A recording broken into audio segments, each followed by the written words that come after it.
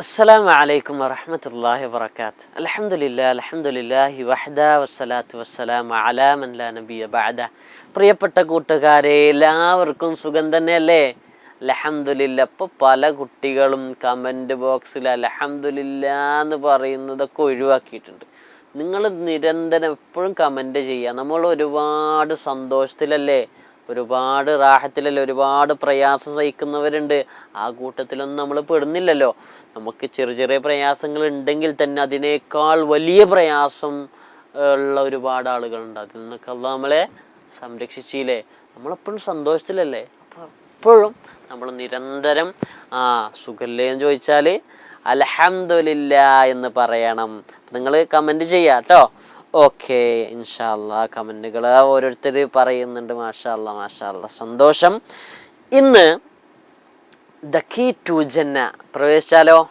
Okay, ഹദീസിലേക്ക് പ്രവേശിക്കുകയാണ്. മൻ സ്വാമ, എല്ലാവരും ശ്രദ്ധിച്ചു കേട്ടോളി. QVP 50,000 രൂപയാണ് കിഡ്സിന് വേണ്ടി.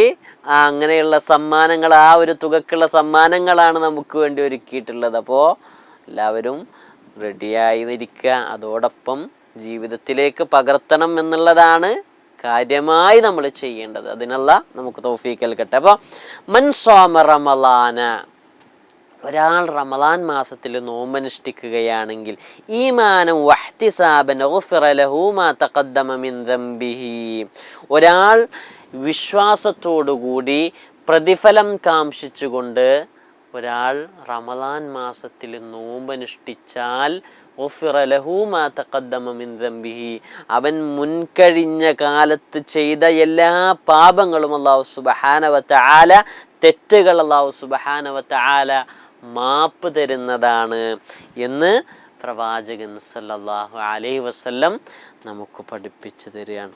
അല്ലാഹു മാപ്പാക്കപ്പെടും എന്നുള്ളതാണ്.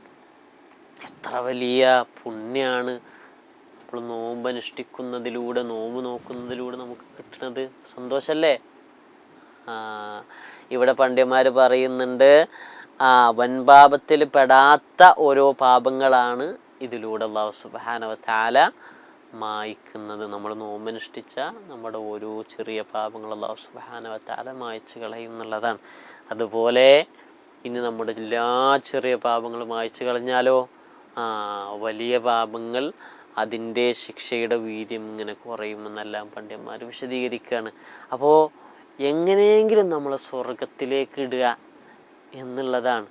പക്ഷേ നമ്മളാണെങ്കിലോ നന്മകൾ ചെയ്യുന്നില്ല. ചില കുട്ടികൾ അല്ലേ, നമ്മളല്ല, നമ്മുടെ ചുറ്റുഭാഗത്തുള്ള പല കുട്ടികളും നന്മകൾ എത്ര കേട്ടാലും ചെയ്യൂല. നമ്മളെ ഈ ക്ലാസ്സൊന്നും കേൾക്കുന്നല്ല. എങ്കിലും നമ്മൾ നല്ല കുട്ടികളാണ്. അതുകൊണ്ട് കേട്ട കാര്യങ്ങൾ ജീവിതത്തിലേക്ക് കൊണ്ടുവരിക, ആ നന്മകളെല്ലാം മനസ്സിലാക്കി ഓരോ പുണ്യകർമ്മങ്ങൾ ചെയ്യുക.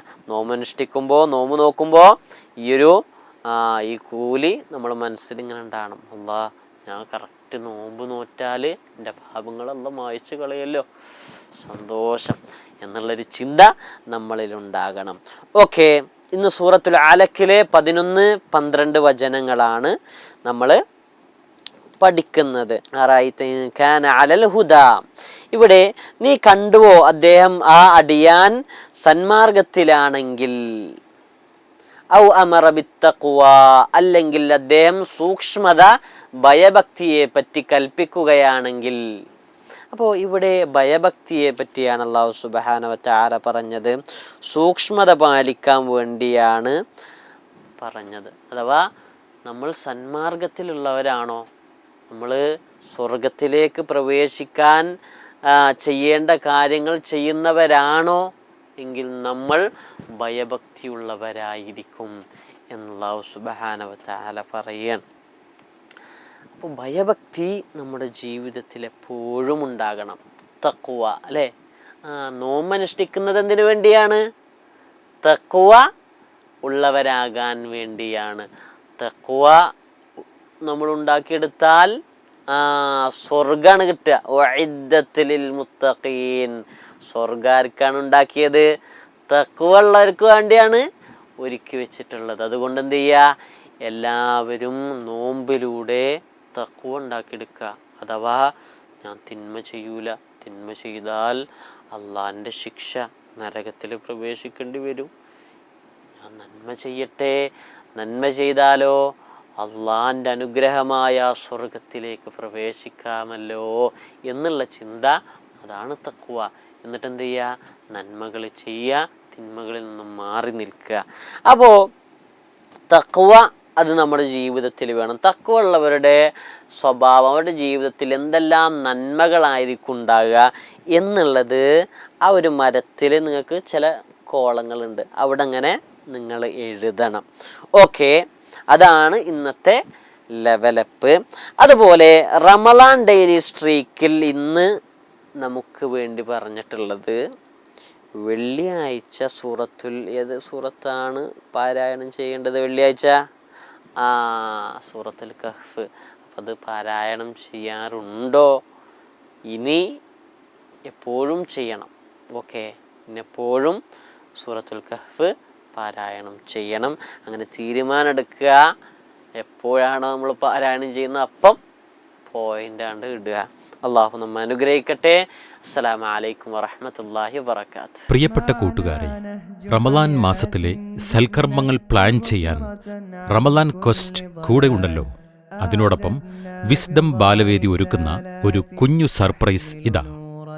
നമ്മുടെ ടീം ബാലവേദി യൂട്യൂബ് ചാനലിൽ എല്ലാ ദിവസവും അപ്ലോഡ് ചെയ്യുന്ന റമളാൻ ക്വസ്റ്റ് വീഡിയോകൾ കാണുക. അതിന് താഴെ കമന്റ് രേഖപ്പെടുത്തുക. കമന്റ് ചെയ്യുന്നവരിൽ നിന്ന് തെരഞ്ഞെടുക്കപ്പെടുന്ന 3 പേർക്ക് ദിവസവും സമ്മാനങ്ങൾ ലഭിക്കുന്നു. വേഗം തന്നെ വീഡിയോകൾ കാണൂ, സമ്മാനങ്ങൾ സ്വന്തമാക്കൂ.